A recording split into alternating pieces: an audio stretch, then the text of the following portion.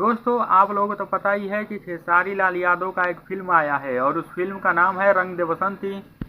और उसी फिल्म का एक गाना रिलीज होने वाला है और उस गाने का नाम है तुहार जोड़ा भगवानों से ना लगी।